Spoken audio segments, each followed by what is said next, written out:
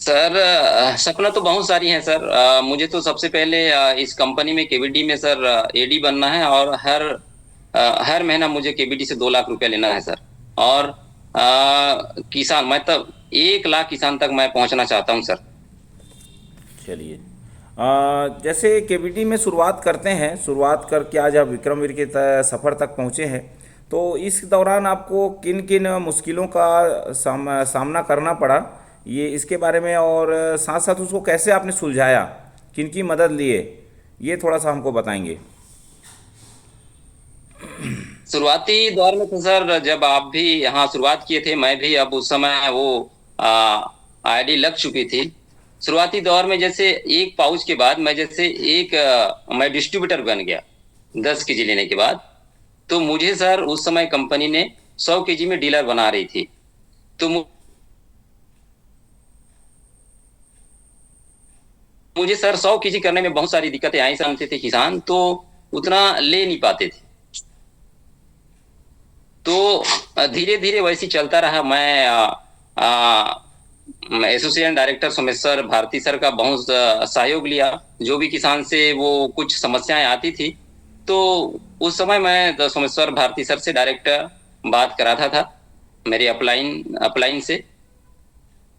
और बीच में ऐसी मैं डीलर बनने के बाद कुछ कुछ समस्याएं ऐसी आई सर, जो मैं हालांकि मैं डीलर बनते तक मेरे को सबसे ज्यादा वो था सर, मतलब 100 केजी करते तक 100 केजी करने के लिए मुझे बहुत सारी दिक्कतें आई। मैं कब 100 केजी करूं, मैं डीलर बनूं, उसके बाद मैं कैसे ज्यादा से ज्यादा लोगों तक पहुंच पाऊं, ये मेरे ज्यादा चैलेंज था सर।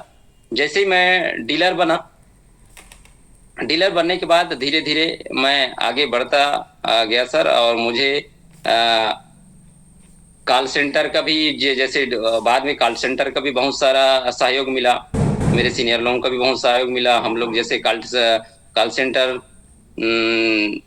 के माध्यम से हम जिन जोड़ तो देते हैं, भले अब कॉल नहीं कर पाते कहीं किसी डिस्ट्रीब्यूटर को, तो कॉल सेंटर के माध्यम से हम लोगों को उससे रिपर्चेस निकालते हैं, भले अपना खुद का वो हो।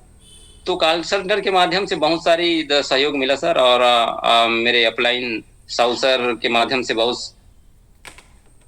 सहयोग मिला इस मिशन में, मतलब विक्रमवीर तक पहुंचने में। कॉल सेंटर की सभी बहनों को मैं धन्यवाद देना चाहता हूं, और मेरे अपलाइन साहू सर का भी बहुत बहुत मैं आभारी हूं, धन्यवाद देना चाहता हूं।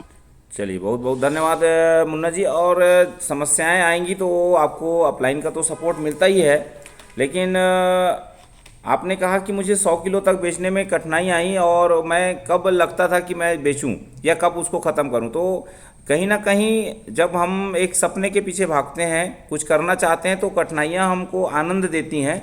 ऐसा मुझे लगता है कि आपको लगा, मुझे प्रतीत हुआ कि कठिनाइयां ही आपको आनंद देती थी। तो इस काम को करने के लिए कठिनाइयों के साथ साथ एक सपनों का भी हमारा योगदान होता है, क्योंकि जब सपने बड़े होते हैं तो हमको समस्या कम नज़र आती हैं या छोटी नज़र आती हैं। तो